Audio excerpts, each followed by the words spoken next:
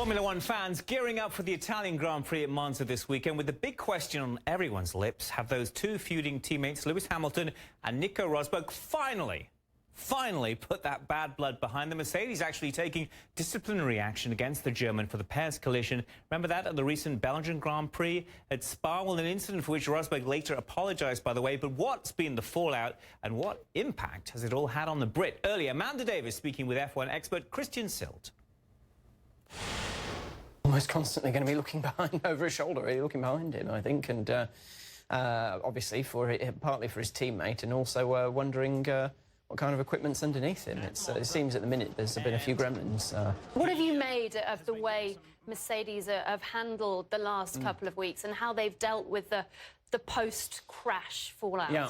I mean, generally speaking, there was so many conflicting statements flying here and there that it was inevitable, really, that Mercedes was going to struggle. But, I mean, under the circumstances, they've probably put a lid on it as best as they could.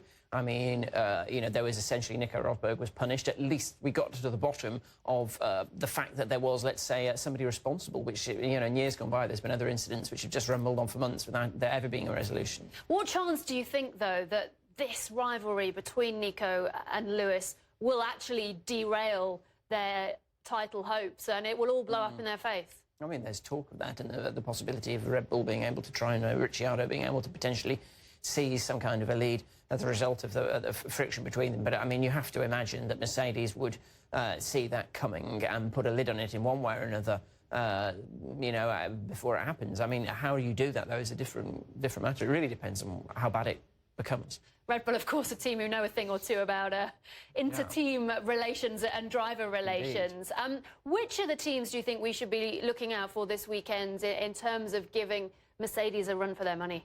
Williams, really. I mean, I think is the because, you know, I mean, they've been obviously got Mercedes engines in them. They've been performing very strongly, very consistently all year as essentially a runner-up, if you will, to the Mercedes/Red Bull. I mean, I think they're long overdue a victory as well. What a race win.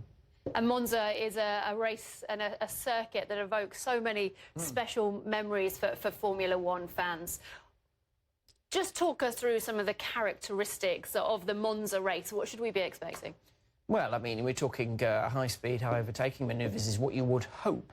Obviously, Formula One can sometimes not really deliver on those respects and can end up being processional. But, I mean, the big issue really this weekend is the weather. You know, we started the weekend in pretty gloomy and overcast. But, I mean, it's traditionally very hot there. If the weather's changeable, then really we could be